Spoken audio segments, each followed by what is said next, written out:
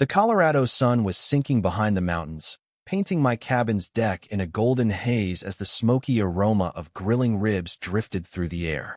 My old SWAT team buddies lounged around the barbecue, chuckling over whether Nate's secret sauce was just a lazy blend of ketchup and molasses. It was our 15th anniversary reunion, a day to toast years of dodging bullets and busting criminals. But the laughter died when the front door slammed open, and a scrawny guy in a cheap police uniform stormed in, brandishing what looked like a toy pistol. "This is an illegal armed gathering," he shouted. "Stop now, or I'll arrest you all." Behind him, two more goons in ill-fitting cop costumes tried to look menacing, one with a badge pinned upside down, the other in sneakers. Through the glass door, I spotted Helen Carver, the self-anointed HOA tyrant, smirking like she'd just checkmated me. She thought her hired fake cops would scare me silent.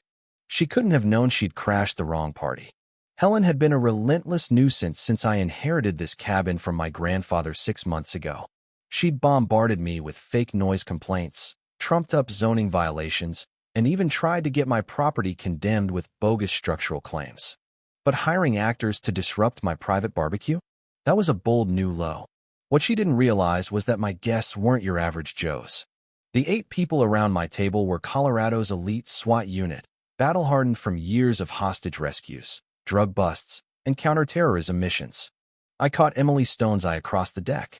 Our explosives expert, restless after months of desk work, gave a subtle nod. Already clocked every mistake these clowns were making. Carlos Mendez, our sniper, casually pulled out his phone, ready to record what promised to be either critical evidence or a viral comedy sketch. The rest of the team shifted into position with the silent precision that turns a backyard into a tactical stronghold. I set down my tongs and stepped toward the lead cop, hands visible, voice calm. "Gentlemen, there's a misunderstanding. Can I see your badges and IDs?" The leader's eyes darted nervously, and that's when I noticed the tells. His badge was plastic, stamped with a serial number starting with toy. His radio was a Radio Shack walkie-talkie, and his handcuffs were fuzzy pink, straight from a novelty store. The gun was a water pistol painted black, dripping what looked like food coloring onto my hardwood floor. These weren't bad cops, they were terrible actors. "We don't need to show you anything," the leader stammered, voice cracking. "You're all under arrest for illegal assembly and weapons possession." Emily burst out laughing, a sound that made the fake cop flinch. "Weapons possession," she said, wiping tears. "The only weapons here are these tongs and that sad squirt gun you're waving." The other 2 imposters edged toward the door, clearly rethinking their career paths. Outside, Helen stood by her gleaming Lexus, phone pressed to her ear, gesturing like a movie director. She'd been trying to force me out since I arrived, claiming my cabin didn't fit her community and neighborhood. She ruled despite no real HOA existing. But this stunt felt bigger than her usual petty harassment. It was calculated, almost desperate. I turned back to the fake cops. "Here's what's happening," I said, loud enough for Helen to hear. "Put your hands behind your heads and kneel. Not because you're under arrest, but because you're about to be questioned by actual law enforcement." I gestured to my team, now fanned out in a semicircle, exuding professional menace. "Meet Colorado SWAT Team Alpha. We've been locking up real criminals for 15 years. The leader's toy gun clattered to the deck as his hands shot up. "We're just actors," he squeaked. "Some lady hired us from Summit Star Casting for a documentary about neighborhood disputes. She gave us scripts, costumes, everything." His buddies nodded frantically, ready to throw Helen under the bus. Helen's smug grin faltered as she realized her scheme was crumbling. She paced by her car, shouting into her phone, her body language screaming panic. Emily, already in interrogation mode, pressed the lead actor, who called himself Dylan Walsh. "She contacted us 3 days ago," he said, handing over a thick folder. "It wasn't just a quick gig. She gave us a 20-page script, fake police IDs, even backstories about community conflicts. Said it was for a film about HOA overreach. The contract looked professional letterhead, legal jargon, a production company called Horizon Ventures that didn't exist last week. Helen had even hired a director to sell the charade, claiming hidden cameras would capture the realism." Emily pulled me aside, showing me a list in Dylan's contract, addresses of 15 other homes in the area, all tied to families who'd sold under pressure or faced legal battles with Helen's fake HOA. "This isn't just about you," Emily whispered. "She's been forcing people out systematically. There's a pattern." That's when Helen's phone call got loud enough to hear through the open window. "I paid you $500 each," she screamed.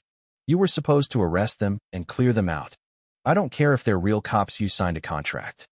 The irony was exquisite. She was confessing to conspiracy and fraud in front of 8 SWAT officers, all while Carlos recorded every word. Emily was already on the phone with DEA contacts, her voice low and urgent. "This forest has been on our radar for months," she said. "Unusual vehicle activity at odd hours. If Helen's clearing out residents, there's a reason she needs this area empty." Dylan, sweating profusely, added fuel to the fire. She kept saying the neighborhood would be transformed soon, that we were removing temporary obstacles for community improvement. His words clicked like a puzzle piece. This wasn't about HOA control. It was about the land itself. Then I remembered my grandfather, Judge Henry Cole, telling me before he passed, "If trouble finds you at the cabin, check the steamer trunk in the basement." I'd thought he meant old photos or war medals, but now his words felt ominous. I slipped downstairs while Emily kept the actors talking. The trunk was heavy, packed with DEA badges, surveillance gear, maps of the cave system beneath the property, and a journal detailing 5 years of Helen's drug operation. My grandfather hadn't just been a retired judge.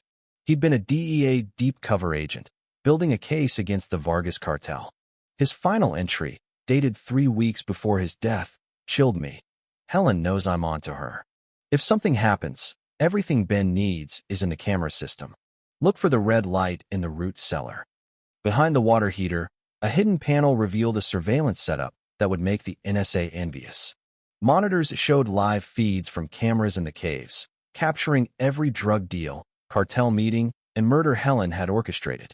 The server held terabytes of evidence, financial records, cartel hierarchies, shipping manifests, and footage of Helen executing 3 people: a mining engineer, a journalist, and Sheriff James Holt, who'd tried to expose her. My grandfather had been one step from dismantling a billion-dollar drug network when he died. I called Emily down, and her jaw dropped. "Your grandfather was Agent Henry Cole," she said. "A DEA legend. This could take down the entire Vargas network." As we processed this, 3 black SUVs roared into the driveway. Helen stepped out, flanked by 2 cartel enforcers with gang tattoos and cold eyes. "Mr. Carter," she called, her voice dripping with fake politeness. "It's time we discussed your future in this community." She thought she was intimidating a lone homeowner, not a SWAT team backed by federal agents. Emily smirked, already on the phone with DEA headquarters. "They're sending a task force," she whispered. "Helen just called in a cleanup crew to eliminate witnesses." Outside, Helen's threats grew bolder, unaware her every word was being recorded. "This neighborhood is changing," she said. "People who resist tend to find life difficult." Then Mayor William Vance arrived, city vehicle and police escort in tow, declaring my property was being seized under eminent domain. "You have 24 hours to vacate," he announced, oblivious to the federal sting unfolding. Agent Laura Bennett, who'd just arrived, flashed her DEA badge. "Mayor Vance, you're interfering with a federal investigation," she said, handing him paperwork that drained his face of color. "That's obstruction of justice, 5 years minimum." Helen, meanwhile, disappeared toward the cave entrance, covered in what she thought was cocaine, but was actually organic flower weed swapped in days earlier. Her cartel goons followed, baffled by her flour-dusted appearance. The situation exploded when 12 cartel soldiers arrived, armed with military-grade rifles. They expected an easy cleanup, not a SWAT team and 80 federal agents swarming the forest. Operation Stormbreaker, my grandfather's 5-year plan, kicked into gear. Gunfire erupted as Helen screamed for her men to kill everyone and burn it down. But our team was ready. Emily picked off targets from behind the grill, Carlos provided overwatch from the roof, and the rest of us moved like a well-oiled machine. The cartel soldiers, used to scaring civilians, were outmatched. Within an hour, 8 were down, and the rest were pinned. Helen's own crew turned on her when they realized the drugs were flour. "You stole from the Vargas family," one roared, putting 3 bullets in her before we could intervene. She collapsed, bleeding in my driveway, as Agent Bennett coordinated the takedown from my kitchen. The caves yielded $80 million in cash, drug records, and Sheriff Holt's body, tying Helen to multiple murders. Her son, Ethan, arrived wearing a DEA wire, confessing he'd been informing on her since witnessing her kill the journalist. His testimony sealed her fate. Helen survived her wounds, only to face life in ADX Florence for murder, drug trafficking, and treason. Mayor Vance and other corrupt officials were arrested, their $2 million in bribes exposed. The 15 families Helen terrorized got restitution, and Tom Rivera reclaimed his land, naming his new business Carver-Free Carpentry. The caves became the Judge Henry Cole Memorial Center, educating about drug trafficking. My team now hosts Justice Day barbecues, a community event celebrating resilience. Helen's desperate prison complaints 206 months only cemented her downfall. Her story is a warning. Power built on corruption crumbles when it meets those who stand firm. Justice, though slow, always prevails.